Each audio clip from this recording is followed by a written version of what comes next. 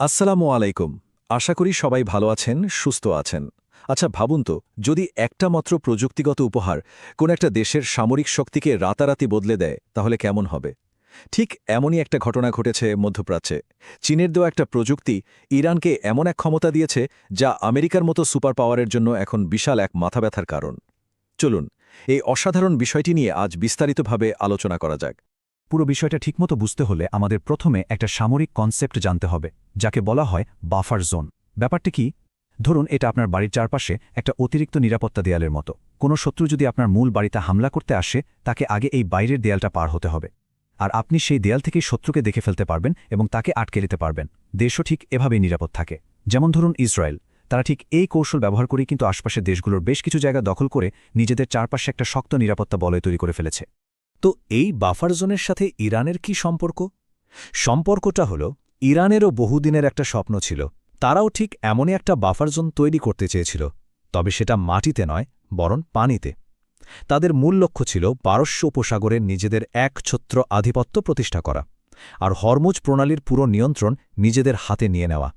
কিন্তু স্বপ্ন দেখা আর সেই স্বপ্ন সত্যি করার মধ্যে তো একটা বিশাল ফারাক থাকে, তাই না? ইরানের ক্ষেত্রেও ঠিক তাই ছিল। তাদের ইচ্ছা ছিল বিশাল, কিন্তু বাস্তবতা ছিল একদমই অন্যরকম। একদিকে তারা আমেরিকান যুদ্ধজাহাজকে রুখে দেওয়ার স্বপ্ন দেখত, আর অন্যদিকে তাদের হাতে ছিল কিনা কিছু ছোট ছোট স্পিডবোট। একটা শক্তিশালী এয়ার ডিফেন্স সিস্টেম তৈরির ইচ্ছা তো ছিল, কিন্তু সেই লেভেলের প্রযুক্তি তাদের কাছে ছিল না। আর এই সীমাবদ্ধতার কারণে তারা এতদিন পিছিয়ে ছিল। ইরানের আসল দুর্বলতাগুলো ছিল একদম পরিষ্কার। তাদের ছোট ছোট যুদ্ধজাহাজগুলো থেকে দূরপাল্লার মিসাইল ছোড়া গেলেও সেই মিসাইলকে পথ দেখিয়ে টার্গেট পর্যন্ত নিয়ে যাওয়ার মতো শক্তিশালী রাডার তাদের ছিল না। ব্যাপারটা অনেকটা এমন যে আপনার হাতে পৃথিবীর সেরা তীর আছে, কিন্তু আপনার চোখ বাঁধা। লক্ষ্যটা কোথায় সেটাই যদি না দেখা যায়, তাহলে সেই তীর দিয়ে কি হবে, তাই না? ঠিক এই কারণেই পুরো পারস্য উপসাগর হাতের নাগালে থাকার পরেও প্রযুক্তির অভাবে ইরান ছিল একরকম ক্ষমতাহীন। কিন্তু এর পরেই গল্পের মোড় পুরো ঘুরে যায়। আর এই নাটকীয় পরিবর্তনের পেছনে ছিল একটাই দেশ, চীন। চীনের দেয়া প্রযুক্তিগত সহায়তা ইরানের জন্য সবকিছু রাতারাতি পাল্টে দিল। চীনের এই সাহায্যের ফলে ইরান শুধু তাদের পুরনো দুর্বলতাগুলোই কাটিয়ে উঠল না, বরং এমন এক ক্ষমতা অর্জন করল যা এতদিন তাদের কল্পনারও বাইরে ছিল। এক কথায় বলতে গেলে খেলার সব নিয়মই এখন বদলে গেছে। ইরানের সামরিক ইতিহাসে একটা নতুন অধ্যায় শুরু হল। চীন ইরানকে তাদের পুরো কিল চেইন প্রযুক্তিটাই দিয়ে দিয়েছে।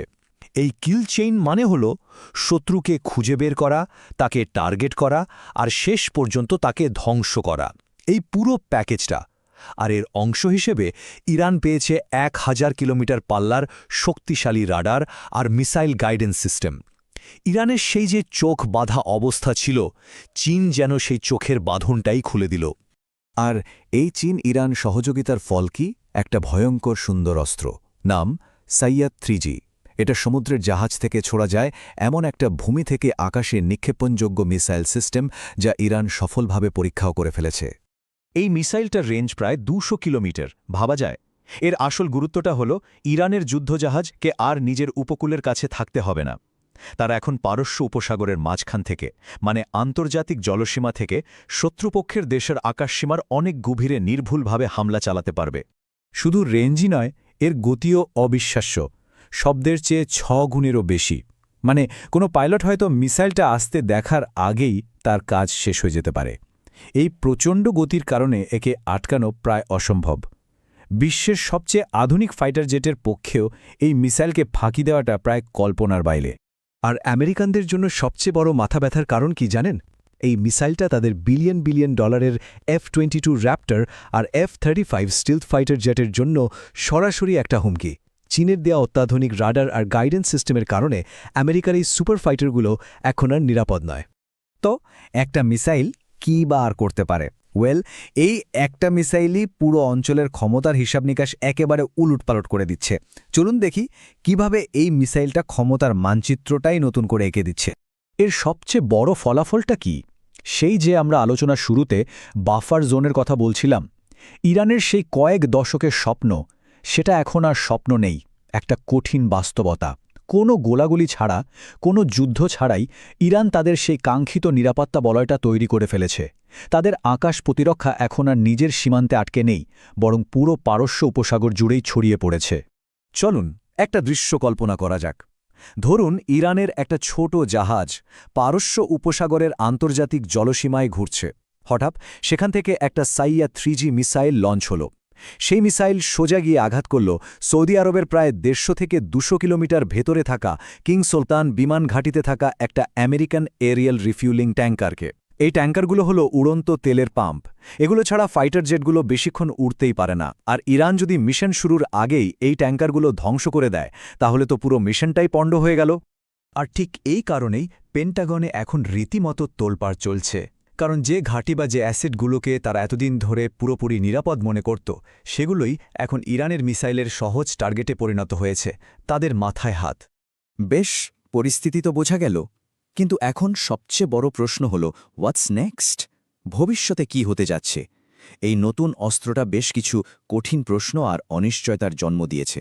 আমেরিকার জন্য বাস্তবতাটা এখন খুবই কঠিন। তাদের পুরো স্ট্র্যাটেজি নতুন করে সাজাতে হচ্ছে।